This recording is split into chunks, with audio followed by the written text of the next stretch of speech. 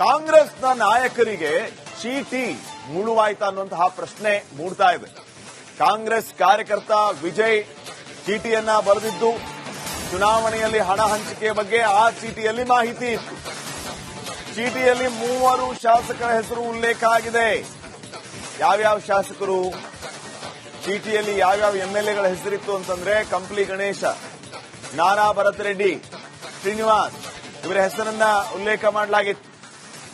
ನಾಗೇಂದ್ರ ಅವರಿಗೆ 2,54,00,000, ನಾರಾ ಭರತ್ ರೆಡ್ಡಿಗೆ 5,74,00,000, ಶ್ರೀನಿವಾಸ್ಗೆ 4,44,00,000 ಈ ರೀತಿ ಹಣ ಹಂಚಿದಾಗಿ ಆ ಚೀಟಿಯಲ್ಲಿ ಬರೆಯಲಾಗಿತ್ತು. 4 ಕ್ಷೇತ್ರಗಳಿಗೆ ಹಣ ಹಂಚಿರೋದಾಗಿ ಚೀಟಿಯಲ್ಲಿ ಉಲ್ಲೇಖ ಮಾಡಲಾಗಿತ್ತು. ಇದೀಗ ಇದೇ ಚೀಟಿಯನ್ನ ಹಿಡಿದು ಇಡಿ ಅಧಿಕಾರಿಗಳು ದಾಳಿಯನ್ನು ನಡೆಸಿದ್ದಾರೆ. ಅವರಿಗೆ 5 ಕೋಟಿ, ಇವ್ರಿಗೆ 4 ಕೋಟಿ, ಇವ್ರಿಗೆ 3 ಕೋಟಿ, ಇನ್ನೊಬ್ಬವನಿಗೆ 1 ಕೋಟಿ. ಈ ಕೋಟಿ ಹಣದ ಮೂಲ ಯಾವುದು? ಇವರಿಗೆ ಈ ಹಣ ಎಲ್ಲಿಂದ ಬಂತು?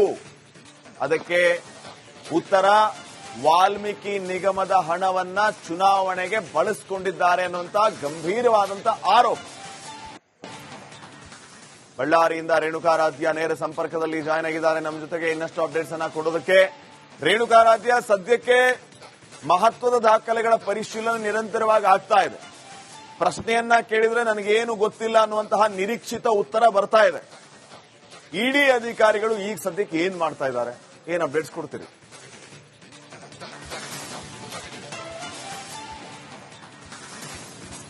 ಶ್ರೀಪಾದ್, ಬೆಳಗ್ಗೆ 6 ಗಂಟೆಯಿಂದನೂ ಕೂಡ ಸಂಸದ ತುಕಾರಾಂ ಜೊತೆಗೆ ಶಾಸಕರಾಗಿರ್ತಕ್ಕಂಥ ನಾರಾ ಭರತ್ ರೆಡ್ಡಿ ಜೊತೆಗೆ ಕಂಪ್ಲಿ ಗಣೇಶ್ ಅವರ ಮನೆ ಹಾಗೂ ಕಚೇರಿಗಳ ಮೇಲೆ ದಾಳಿಯನ್ನ ಮಾಡಿ ದಾಖಲೆಗಳ ಪರಿಶೀಲನೆಯನ್ನ ಮಾಡಿದ್ರು. ಜೊತೆಗೆ ಸತತ 4 ಗಂಟೆಯಿಂದ ಅಂದ್ರೆ ಇಡಿ ಅಧಿಕಾರಿಗಳು ಒಂದೊಂದು ಮನೆ ಮೇಲೆ ಏನ್ ದಾಳಿ ಮಾಡಿದ್ದಾರೆ ಅದರಲ್ಲಿ 2 ಭಾಗಗಳನ್ನ ಮಾಡ್ಕೊಂಡ್ಬಿಟ್ಟು ಕೆಲವರು ದಾಖಲೆಗಳ ಪರಿಶೀಲನೆಯನ್ನ ಮಾಡಿದ್ರೆ, ಕೆಲವರು ಪ್ರಶ್ನೆಗಳನ್ನ ಕೇಳ್ತಾ ಇರ್ತಕ್ಕಂಥದ್ದು.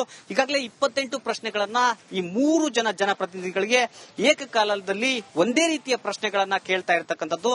ಅವರೆಲ್ಲರೂ ಕೂಡ ಯಾವ ರೀತಿಯಾಗಿ ಉತ್ತರಗಳನ್ನ ಕೊಡ್ತಾ ಇದ್ದಾರೆ ಅವುಗಳನ್ನ ನಮೂದು ಮಾಡ್ಕೊಂತಾ ಇರ್ತಕ್ಕಂಥದ್ದು. ಇದೀಗ ನಾರಾ ಭರತ್ ರೆಡ್ಡಿ ಅವರ ಮನೆ ಮುಂದೆ ನಾನಿದ್ದೇನೆ. ಈ ದೃಶ್ಯದಲ್ಲಿ ನೀವು ನೋಡಬಹುದು, ಬೆಳಗ್ಗೆ 10:35 ಬೆಳಗ್ಗೆ ಕೆಳಭಾಗದಲ್ಲಿ ಇಡಿ ಅಧಿಕಾರಿಗಳು ದಾಳಿಯನ್ನ ಮಾಡಿದ್ರು. ಅಂದ್ರೆ ದಾಖಲೆಗಳ ಪರಿಶೀಲನೆಯನ್ನ ಮಾಡಿದ್ರು.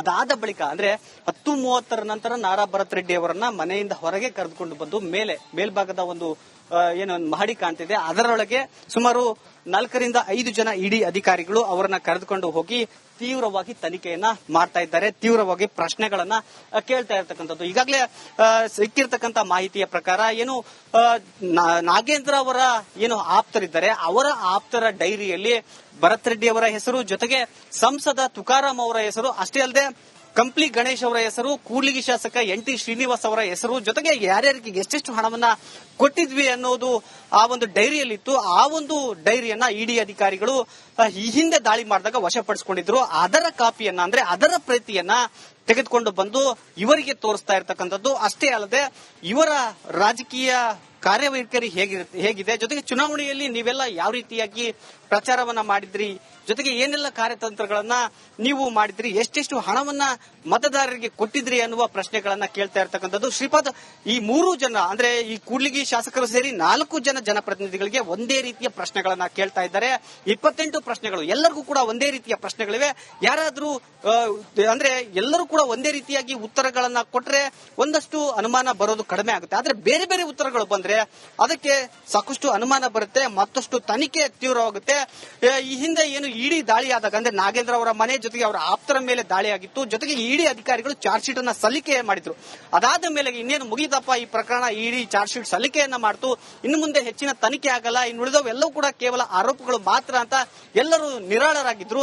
ಆದ್ರೆ ಇವತ್ತು ಬೆಳಗ್ಗೆ ಬಳ್ಳಾರಿಯ ಜನಪ್ರತಿನಿಧಿಗಳಿಗೆ ಇಡಿ ಅಧಿಕಾರಿಗಳು ಶಾಕ್ ಅನ್ನ ಕೊಟ್ಟಿರ್ತಕ್ಕಂಥದ್ದು. ಈಗಾಗಲೇ 8 ಕಡೆ ಸುಮಾರು 60 ಅಧಿಕಾರಿಗಳ ತಂಡದಿಂದ ಬಳ್ಳಾರಿ ಜಿಲ್ಲೆಯೊಂದರಲ್ಲಿ 60 ಜನ ಅಧಿಕಾರಿಗಳು ಮತ್ತೆ 8 ಕಡೆ ದಾಳಿಯನ್ನ ಮಾಡಿದ್ದಾರೆ. ಸಂಸದರಾದ ತುಕಾರಾಂ ಜೊತೆಗೆ ಅವರ ಆಪ್ತರ ಮನೆ ಮೇಲೆ ದಾಳಿಯಾಗಿದೆ. ಭರತ್ ರೆಡ್ಡಿ ಹಾಗೂ ಅವರ ಆಪ್ತರ ಮನೆ ಮೇಲೆ ದಾಳಿಯಾಗಿದೆ. ಜಯನ್ ಗಣೇಶ್ ಮತ್ತು ಅವರ ಆಪ್ತರ ಮನೆ ಮೇಲೆ ಬಳ್ಳಾರಿ ಜಿಲ್ಲೆಯಲ್ಲಿ ದಾಳಿಯಾಗಿರ್ತಕ್ಕಂಥ. ಇನ್ನೊಂದು ಕಡೆಗೆ ವಿಜಯನಗರದ ಕೂಡ್ಲಿಗಿಯಲ್ಲೂ ಕೂಡ NT ಶ್ರೀನಿವಾಸ್ ಅವರ ಮನೆ ಮೇಲೆ ದಾಳಿಯಾಗಿದೆ. ಅವರ ಆಪ್ತರ ಮನೆ ಮೇಲೆ ಕೂಡ ದಾಳಿಯಾಗಿದೆ. ಎಲ್ಲರೂ ಕೂಡ ಅಂದ್ರೆ ಈಗ ಆಪ್ತರಿಗೆ ಏನೆಲ್ಲ ಕೇಳ್ತಾ ಇದ್ದಾರೆ ಅಂದ್ರೆ ನಿಮ್ಮ ಶಾಸಕರು ಏನೆಲ್ಲ ವ್ಯವಹಾರ ಮಾಡ್ತಿದ್ದಾರೆ, ಅವರ ಬ್ಯಾಂಕಿನ ವಹಿವಾಟುಗಳ ಬಗ್ಗೆ ಕೇಳ್ತಾ ಇರ್ತಕ್ಕಂಥದ್ದು.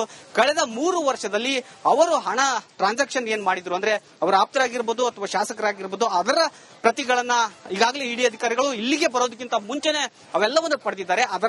ಅದನ್ನ ಇಟ್ಕೊಂಡು ಕೂಡ ಪ್ರಶ್ನಾವಳಿಗಳನ್ನ ಕೇಳ್ತಾ ಇರ್ತಕ್ಕಂಥದ್ದು. ಸತತ 4 ಗಂಟೆಗಿಂತ ಹೆಚ್ಚಿನ ಕಾಲದಲ್ಲಿ ಈಗ ವಿಚಾರಣೆಯನ್ನ ಮಾಡ್ತಾ ಇದ್ದಾರೆ. ಇವರೆಲ್ಲರೂ ಕೂಡ ಯಾವ ರೀತಿಯಾಗಿ ಉತ್ತರವನ್ನ ಕೊಡ್ತಾರೆ ಅನ್ನೋದ್ರ ಮೇಲೆ ಅವರ ಭವಿಷ್ಯ ನಿರ್ಧಾರವಾಗುತ್ತೆ. ಒಂದು ವೇಳೆ ಇಡಿ ಅಧಿಕಾರಿಗಳಿಗೆ ಇವರ ಉತ್ತರಗಳು ಸ್ಯಾಟಿಸ್ಫ್ಯಾಕ್ಷನ್ ಆಗದೆ ಹೋದ್ರೆ ಇವರನ್ನ ತೀವ್ರ ವಿಚಾರಣೆಗೆ ವಶ ಪಡಿತಕ್ಕಂಥ ಸಾಧ್ಯತೆಯೂ ಕೂಡ ಇರತಕ್ಕಂಥದ್ದು. ಈಗಾಗಲೇ ತುಕಾರಾಂ ನನಗೇನು ಗೊತ್ತಿಲ್ಲ ಈ ಪ್ರಕರಣದಲ್ಲಿ ನಾವು ಯಾವುದೇ ರೀತಿಯಾಗಿ ಹಣವನ್ನ ಖರ್ಚು ಮಾಡಿಲ್ಲ ಅಂತ ತುಕಾರಾಂ ಹೇಳ್ತಾ ಇದ್ದಾರೆ. ಕೇವಲ ಚುನಾವಣಾ ಪರಿಮಿತಿ ಅಂದ್ರೆ ಚುನಾವಣಾ ವೆಚ್ಚದ ವ್ಯಾಪ್ತಿಯಲ್ಲಿ ಏನು ಹಣ ಇರುತ್ತೆ ಅಷ್ಟನ್ನು ಮಾತ್ರ ನಾವು ಖರ್ಚು ಮಾಡಿದ್ದೀವಿ.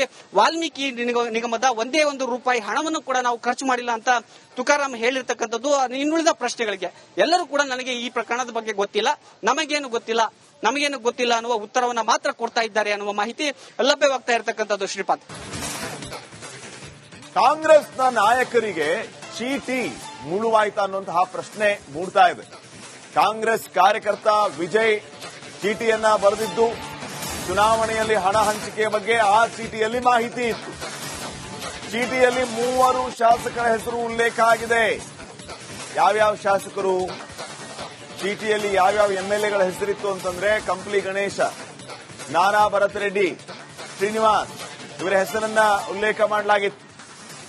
ನಾಗೇಂದ್ರ ಅವರಿಗೆ 2,54,00,000, ನಾರಾ ಭರತ್ ರೆಡ್ಡಿಗೆ 5,74,00,000, ಶ್ರೀನಿವಾಸ್ಗೆ 4,44,00,000 ಈ ರೀತಿ ಹಣ ಹಂಚಿದಾಗಿ ಆ ಚೀಟಿಯಲ್ಲಿ ಬರೆಯಲಾಗಿತ್ತು. 4 ಕ್ಷೇತ್ರಗಳಿಗೆ ಹಣ ಹಂಚಿರೋದಾಗಿ ಚೀಟಿಯಲ್ಲಿ ಉಲ್ಲೇಖ ಮಾಡಲಾಗಿತ್ತು. ಇದೀಗ ಇದೇ ಚೀಟಿಯನ್ನ ಹಿಡಿದು ಇಡಿ ಅಧಿಕಾರಿಗಳು ದಾಳಿಯನ್ನು ನಡೆಸಿದ್ದಾರೆ. ಅವರಿಗೆ 5 ಕೋಟಿ, ಇವ್ರಿಗೆ 4 ಕೋಟಿ, ಇವ್ರಿಗೆ 3 ಕೋಟಿ, ಇನ್ನೊಬ್ಬವನಿಗೆ 1 ಕೋಟಿ. ಈ ಕೋಟಿ ಹಣದ ಮೂಲ ಯಾವುದು? ಇವರಿಗೆ ಈ ಹಣ ಎಲ್ಲಿಂದ ಬಂತು? ಅದಕ್ಕೆ ಉತ್ತರ ವಾಲ್ಮೀಕಿ ನಿಗಮದ ಹಣವನ್ನ ಚುನಾವಣೆಗೆ ಬಳಸಿಕೊಂಡಿದ್ದಾರೆ ಅನ್ನುವಂತ ಗಂಭೀರವಾದಂತ ಆರೋಪ. ಬಳ್ಳಾರಿಯಿಂದ ರೇಣುಕಾರಾಧ್ಯ ನೇರ ಸಂಪರ್ಕದಲ್ಲಿ ಜಾಯ್ನ್ ಆಗಿದ್ದಾರೆ ನಮ್ಮ ಜೊತೆಗೆ. ಇನ್ನಷ್ಟು ಅಪ್ಡೇಟ್ಸ್ ಅನ್ನ ಕೊಡೋದಕ್ಕೆ ರೇಣುಕಾರಾಧ್ಯ, ಸದ್ಯಕ್ಕೆ ಮಹತ್ವದ ದಾಖಲೆಗಳ ಪರಿಶೀಲನೆ ನಿರಂತರವಾಗಿ ಆಗ್ತಾ ಇದೆ. ಪ್ರಶ್ನೆಯನ್ನ ಕೇಳಿದ್ರೆ ನನಗೇನು ಗೊತ್ತಿಲ್ಲ ಅನ್ನುವಂತಹ ನಿರೀಕ್ಷಿತ ಉತ್ತರ ಬರ್ತಾ ಇದೆ. ಇಡಿ ಅಧಿಕಾರಿಗಳು ಈಗ ಸದ್ಯಕ್ಕೆ ಏನ್ ಮಾಡ್ತಾ ಇದ್ದಾರೆ, ಏನ್ ಅಪ್ಡೇಟ್ಸ್ ಕೊಡ್ತೀರಿ?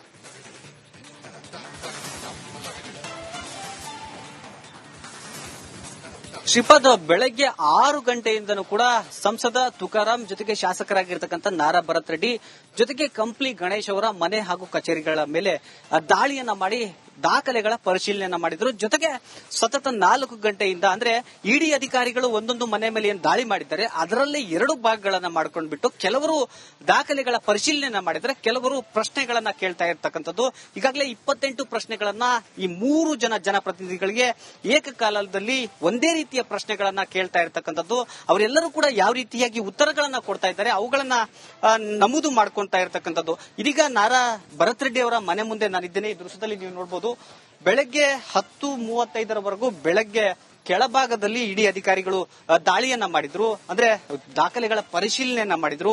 ಅದಾದ ಬಳಿಕ ಅಂದ್ರೆ 10:30 ನಂತರ ನಾರಾ ಭರತ್ ರೆಡ್ಡಿ ಅವರನ್ನ ಮನೆಯಿಂದ ಹೊರಗೆ ಕರೆದುಕೊಂಡು ಬಂದು ಮೇಲ್ಭಾಗದ ಒಂದು ಏನು ಮಹಡಿ ಕಾಣ್ತಿದೆ ಅದರೊಳಗೆ ಸುಮಾರು 4 ರಿಂದ 5 ಜನ ಇಡಿ ಅಧಿಕಾರಿಗಳು ಅವರನ್ನ ಕರೆದುಕೊಂಡು ಹೋಗಿ ತೀವ್ರವಾಗಿ ತನಿಖೆಯನ್ನ ಮಾಡ್ತಾ ಇದ್ದಾರೆ. ತೀವ್ರವಾಗಿ ಪ್ರಶ್ನೆಗಳನ್ನ ಕೇಳ್ತಾ ಇರ್ತಕ್ಕಂಥದ್ದು. ಈಗಾಗಲೇ ಸಿಕ್ಕಿರ್ತಕ್ಕಂಥ ಮಾಹಿತಿಯ ಪ್ರಕಾರ ಏನು ನಾಗೇಂದ್ರ ಅವರ ಏನು ಆಪ್ತರಿದ್ದಾರೆ ಅವರ ಆಪ್ತರ ಡೈರಿಯಲ್ಲಿ ಭರತ್ ರೆಡ್ಡಿ ಅವರ ಹೆಸರು ಜೊತೆಗೆ ಸಂಸದ ತುಕಾರಾಂ ಅವರ ಹೆಸರು ಅಷ್ಟೇ ಅಲ್ಲದೆ ಕಂಪ್ಲಿ ಗಣೇಶ್ ಅವರ ಹೆಸರು, ಕೂಡ್ಲಿಗಿ ಶಾಸಕ NT ಶ್ರೀನಿವಾಸ್ ಅವರ ಹೆಸರು ಜೊತೆಗೆ ಯಾರ್ಯಾರಿಗೆ ಎಷ್ಟೆಷ್ಟು ಹಣವನ್ನ ಕೊಟ್ಟಿದ್ವಿ ಅನ್ನೋದು ಆ ಒಂದು ಡೈರಿಯಲ್ಲಿತ್ತು. ಆ ಒಂದು ಡೈರಿಯನ್ನ ಇಡಿ ಅಧಿಕಾರಿಗಳು ಈ ಹಿಂದೆ ದಾಳಿ ಮಾಡಿದಾಗ ವಶಪಡಿಸಿಕೊಂಡಿದ್ರು. ಅದರ ಕಾಪಿಯನ್ನ ಅಂದ್ರೆ ಅದರ ಪ್ರತಿಯನ್ನ ತೆಗೆದುಕೊಂಡು ಬಂದು ಇವರಿಗೆ ತೋರಿಸ್ತಾ ಇರ್ತಕ್ಕಂಥದ್ದು. ಅಷ್ಟೇ ಅಲ್ಲದೆ ಇವರ ರಾಜಕೀಯ ಕಾರ್ಯವೈಖರಿ ಹೇಗಿದೆ, ಜೊತೆಗೆ ಚುನಾವಣೆಯಲ್ಲಿ ನೀವೆಲ್ಲ ಯಾವ ರೀತಿಯಾಗಿ ಪ್ರಚಾರವನ್ನ ಮಾಡಿದ್ರಿ, ಜೊತೆಗೆ ಏನೆಲ್ಲ ಕಾರ್ಯತಂತ್ರಗಳನ್ನ ನೀವು ಮಾಡಿದ್ರಿ, ಎಷ್ಟೆಷ್ಟು ಹಣವನ್ನ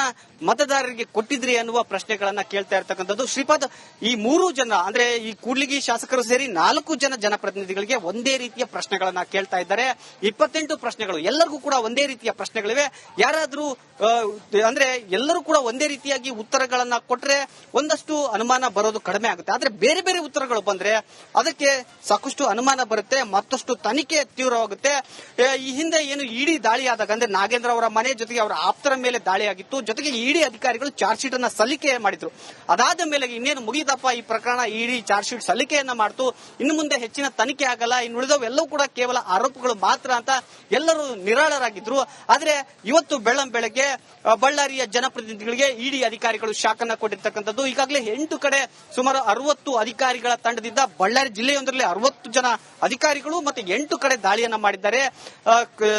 ಸಂಸದರಾದ ತುಕಾರಾಂ ಜೊತೆಗೆ ಅವರ ಆಪ್ತರ ಮನೆ ಮೇಲೆ ದಾಳಿಯಾಗಿದೆ, ಭರತ್ ರೆಡ್ಡಿ ಹಾಗೂ ಅವರ ಆಪ್ತರ ಮನೆ ಮೇಲೆ ದಾಳಿಯಾಗಿದೆ, ಜಯನ್ ಗಣೇಶ್ ಮತ್ತೆ ಅವರ ಆಪ್ತರ ಮನೆ ಮೇಲೆ ಬಳ್ಳಾರಿ ಜಿಲ್ಲೆಯಲ್ಲಿ ದಾಳಿಯಾಗಿರ್ತಕ್ಕಂಥದ್ದು. ಇನ್ನೊಂದು ಕಡೆಗೆ ವಿಜಯನಗರದ ಕೂಡ್ಲಿಗಿಯಲ್ಲೂ ಕೂಡ NT ಶ್ರೀನಿವಾಸ್ ಅವರ ಮನೆ ಮೇಲೆ ದಾಳಿಯಾಗಿದೆ, ಅವರ ಆಪ್ತರ ಮನೆ ಮೇಲೆ ಕೂಡ ದಾಳಿಯಾಗಿದೆ.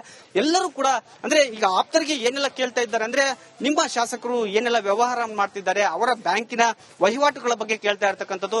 ಕಳೆದ 3 ವರ್ಷದಲ್ಲಿ ಅವರು ಹಣ ಟ್ರಾನ್ಸಾಕ್ಷನ್ ಏನ್ ಮಾಡಿದ್ರು ಅಂದ್ರೆ ಅವರ ಆಪ್ತರಾಗಿರ್ಬೋದು ಅಥವಾ ಶಾಸಕರಾಗಿರ್ಬೋದು ಅದರ ಪ್ರತಿಗಳನ್ನ ಈಗಾಗಲೇ ಇಡಿ ಅಧಿಕಾರಿಗಳು ಇಲ್ಲಿಗೆ ಬರೋದಕ್ಕಿಂತ ಮುಂಚೆನೆ ಅವೆಲ್ಲವನ್ನು ಪಡೆದಿದ್ದಾರೆ.